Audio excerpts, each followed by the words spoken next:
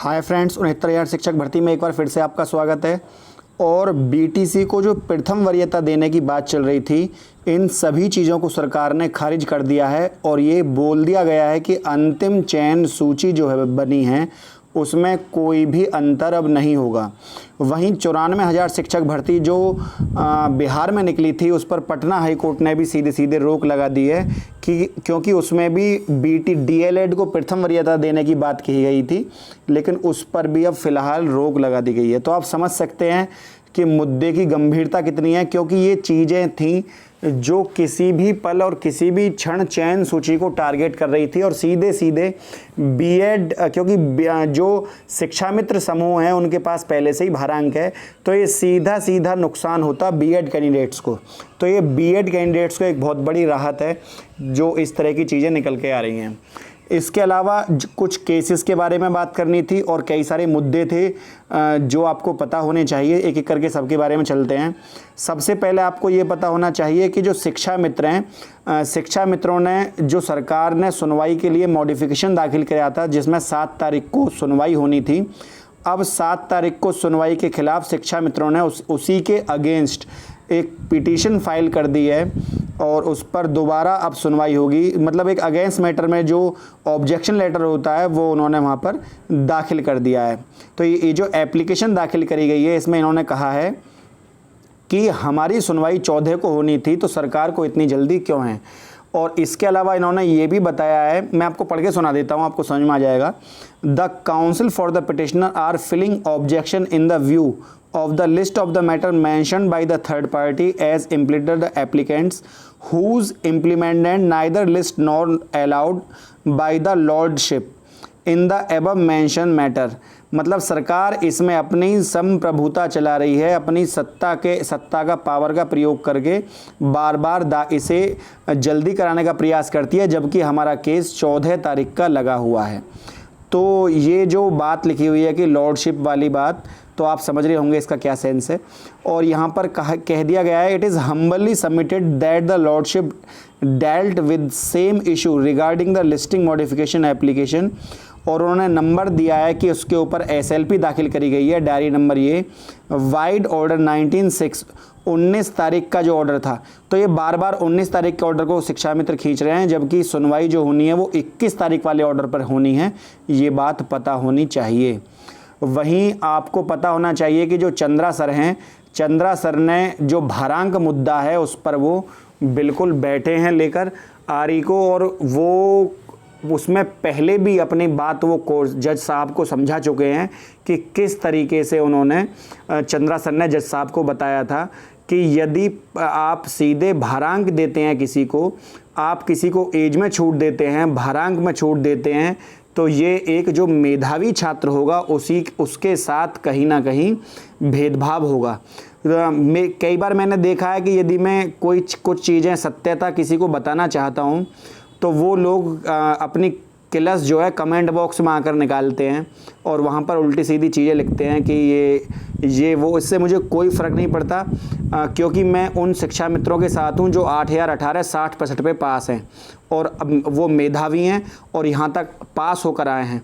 मैं उनके साथ खड़ा हूँ। मैं उन शिक्षा मित्रों के साथ हूँ जो मेहनत करने वाले हैं, ना कि उनके साथ जो चाहते हैं कि लिस्ट को नीचे गिरा के उनका नंबर लिया जाए, क्योंकि ये 60% पर पास होने वाले अभ्यर्थियों के साथ जाती होगी। ये चीज़ें यदि सरकार को करना था तो सरकार सभी शिक्षा मित्रों को यहाँ परमानेंट करती और इस तरह का केस का कोई चक्कर ही नहीं होता। तो सरकार के पास वैकेंसी थी, सरकार चाहती तो पहले कर लेती। इसका अर्थ यह है कि सरकार करना ही नहीं चाहती। सरकार मेधावियों के साथ शुरू से रही है, इसलिए सरकार ने उनका एग्ज़ाम कराया और एग्ज़ाम में मुझे नहीं लगता दूर दूर तक कि सरकार किसी भी लिस्ट को नीचे गिराने वाली है, क्योंकि सरकार के पास 60-65 पे पास अभ्यर्थी काफ़ी हैं। तो सरकार यहाँ बेवजह नीचे जो कैंडिडेट हैं, जो कहीं ना कहीं लिस्ट में बहुत ज़्यादा नीचे हैं, जो मेरिट वाइज बहुत नीचे हैं, उनको क्यों लेगी। बहुत सारे 60-65 पर लगभग कम से कम भी 1,40,000 बच्चा पास है, उनको छोड़कर 40-45 को नौकरी सरकार यहाँ क्यों देना चाहेगी। तो ये भी चीज़ें हैं। वहीं जो शिक्षा मित्र भाई हैं उनसे मैं कहना चाहूँगा कि वो अपने भविष्य के बारे में सोचें कि जब 2 भर्तियां ख़त्म हो जाएंगी तो उनका आगे का भविष्य क्या होगा, क्योंकि हो सकता है कि पूरा जजमेंट ही ख़त्म हो जाए, पूरा भर्ती प्रक्रिया हो जाए, तो उनका भविष्य फिर क्या होगा, ये भी चीज़ें हैं। तो उन्हें उसके बारे में सोचना चाहिए बजाय लिस्ट को नीचे गिराने के, क्योंकि कुछ ही याची उसमें सभी नहीं है। कई बार ऐसा होता है कि याची लाभ मिल जाता है और उस याची लाभ को सभी शिक्षा मित्रों को नहीं मिल पाता है, तो वो अपने हक के लिए वो उन चीज़ों को रखें। तो कम से कम वेतनमान तो बढ़वा ही लें अगर नौकरी नहीं मिलती है तो। पता पड़ी कि दोनों ही चीज़ों में से कुछ नहीं मिलता है तो वो गलत है, क्योंकि बहुत सारे शिक्षा मित्र वाकई में ही मेधावी भी हैं, तो उनको यहाँ नौकरी मिलनी भी चाहिए, ये भी बात सत्य है। इसके अलावा यूपी एसटीएफ ने अब ये पाया है कि जो 20% शिक्षक हैं वो फर्जी नौकरी कर रहे हैं उत्तर प्रदेश में। मतलब बेसिक शिक्षा विभाग 2-4 हज़ार नहीं बल्कि करीब 80,000 से लेकर 1 लाख शिक्षक तक फर्जी निकल सकते हैं, ऐसी आशंका लग रही है एसटीएफ को। वहीं एसटीएफ ने जो आशंका है कि अधिकारी जता रहे हैं कि कुल शिक्षकों का 20% शिक्षक फर्जी दस्तावेजों पर ही नौकरी कर रहे हैं। एसटीएफ ने पड़ताल के लिए बेसिक शिक्षा विभाग से उनकी वेबसाइट का लिंक मांगा है। मतलब अब यह है कि जो एसटीएफ ने जो बेसिक शिक्षा विभाग है उनकी वेबसाइट का लिंक मांग लिया है, और उनकी वेबसाइट का लिंक मांगा है, तो इस लिंक से अब स्वयं ही दस्तावेज चेक करेगी एसटीएफ स्पेशल टास्क फोर्स। तो अब आप समझ सकते हैं कि एसटीएफ का कितना बड़ा। दरअसल 2 साल पहले मथुरा में फर्जी शिक्षकों की भर्ती का मामला सामने आने के बाद एसटीएफ ने बड़े पैमाने पर शिक्षकों की जांच की थी।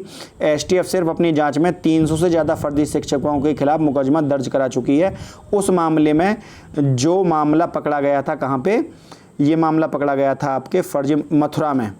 तो मथुरा के केवल मथुरा के मामले में ही 300 हैं। आप समझ लीजिए प्रदेश में कितने ज़िले हैं, और 300 के हिसाब से यदि हर ज़िले में यदि इतना बड़ा, तो 20%, तो यहाँ पर एक बड़ी भर्ती आपको देखने के लिए मिलेगी, और इनके घर ज़मीन जायदाद और पैसा सब कुर्की कर लेगी गवर्नमेंट, क्योंकि 400 BC का केस अलग, जेल अलग, भविष्य में नौकरी।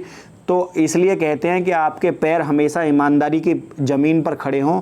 ईमानदारी की नींव पर बनाया हुआ घर हमेशा मजबूत होता है, और बेईमानी का घर कभी भी गिर सकता है। तो इनमें से कुछ शिक्षक ऐसे भी होंगे जो हो सकता है रिटायर हो गए हों। अब एसटीएफ सभी की जांच करेगा, और आपको पता होगा कि 80 करोड़ रुपए की रिकवरी कर रहा है एसटीएफ। तो 80 करोड़ रुपया जो फर्जी शिक्षकों ने अब तक ले लिया है, सबसे रिकवरी करी जा रही है। इसके अलावा जो दूसरी चीज़ें हैं, 69,000 शिक्षक भर्ती में ही मैं आपको पहले ही बता चुका हूं कि एक ही पैन कार्ड पर लगभग 25 लोग नौकरी कर रहे हैं। एक पैन कार्ड पर 25 लोगों का नौकरी करना, ये आपको बताता है कि कितनी बड़ी वो है। और यहाँ पर फर्जी शिक्षकों के खिलाफ मुकदमे दर्ज करवा चुके हैं एसटीएफ ने। दरअसल 2 साल पहले रिपोर्ट भेजी थी, सिफारिश की थी शिक्षकों को पैन कार्ड के जरिए जांच करवाई जाए। इस रिपोर्ट में ही एसटीएफ की तरफ से आशंका जताई गई थी कि प्रदेश में करीब 20% शिक्षक ऐसे हैं जिन्होंने फर्जी दस्तावेजों पर नौकरी पाई है। एसटीएफ ने 2 साल पहले अपनी रिपोर्ट में माना कि प्रदेश के करीब 1 लाख शिक्षक जांच के दायरे में आ रहे हैं। 2 साल पहले जब एसटीएफ ने फर्जी दस्तावेजों के जरिए नौकरी हासिल करने वाले शिक्षकों पर शिकंजा कसना शुरू किया था, तो तमाम शिक्षकों ने अपने पैन कार्ड दस्तावेज को बदलवाना शुरू कर दिया था। शिक्षकों का डेटा मानव संपदा पोर्टल और प्रेरणा ऐप पर अपलोड किया जाने लगा, तो गड़बड़ी पकड़ी गई। एसटीएफ के अधिकारियों ने की माने तो इस जालसाजी में फर्जी शिक्षकों के साथ शिक्षा विभाग के अधिकारी और बाबू भी बड़े पैमाने पर शामिल हो सकते हैं। मथुरा में भी जब एसटीएफ ने वहां के तत्कालीन बीएसए पर शिकंजा कसना शुरू किया, तो एसटीएफ को बड़े पैमाने में दबाव बनाया गया था। बाद में बीएसए के खिलाफ कोई ठोस कार्रवाई भी नहीं हुई। 4 लाख से ज़्यादा शिक्षकों के दस्तावेज की जांच होनी है। हालांकि एसटीएफ ने 4 लाख शिक्षकों के दस्तावेज की जांच कर पाना मुश्किल होगा, इसलिए उन्होंने सीधा वेबसाइट का लिंक मांग लिया है कि आप हमें वेबसाइट दीजिए, हम इनकी जाँच अब स्वयं करेंगे। तो उत्तर प्रदेश में सभी शिक्षकों की जाँच के लिए तैयार रहें।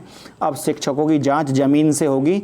हो सकता है रिटायर होने के बाद भी आपसे पैसा रिकवरी कर लिया जाए। और वहीं जो बीएड प्रथम वरीयता के बीटीसी प्रथम वरीयता की बात चल रही थी, इन चीज़ों को अब सिरे से खारिज कर दिया गया है, और 94,000 शिक्षकों के पद पर रोक लगा दी, ये भी आपको पता है। और इसके अलावा जो लेटेस्ट सूचना है वो मैं आपको बता दूं कि लगभग अगस्त के सेकेंड या थर्ड वीक में जूनियर की वैकेंसी आ सकती है, यदि डाटा इस महीने के 26 तारीख तक आ जाता है सभी, क्योंकि अभी लगभग 2000 से ज़्यादा स्कूल बाकी हैं जिनका डाटा आना था। उनके ऊपर बेसिक शिक्षा विभाग ने दबाव बनाया हुआ है कि आप डाटा को भेज दीजिए ताकि हम नई नौकरी निकाल सकें। तो वहीं इसके ऊपर नकेल कसने के लिए बेसिक शिक्षा विभाग ने ये बता दिया है कि आप डाटा भेज दीजिए, अन्यथा आपके ऊपर कार्रवाई की जाएगी। तो क्योंकि सरकार को भी जल्दी है इस बारे में कि सरकार नई भर्ती निकाले, और वहीं 51,112 जो पद हैं उसमें से भी सरकार कुछ पद जोड़ने की बात कर रही है ताकि शिक्षा मित्र जो केस लड़ रहे हैं उनके मामले को सुलझाया जा सके। अब पता लगेगा कि भविष्य में सरकार किस पहलू को, क्योंकि कथनी और करनी में कई बार अंतर हो जाता है, तो लेकिन जब न्यायालय में कोई बात कही जाती है तो वो प्रामाणिकता की ओर जाती है। न्यायालय की में कही गई बात प्रामाणिकता की ओर होती है। तो फ्रेंड, यदि वीडियो आपको अच्छी लगी हो तो वीडियो को लाइक, शेयर और चैनल को सब्सक्राइब करना ना भूलें। आज के लिए इतना ही। जय हिंद, जय भारत।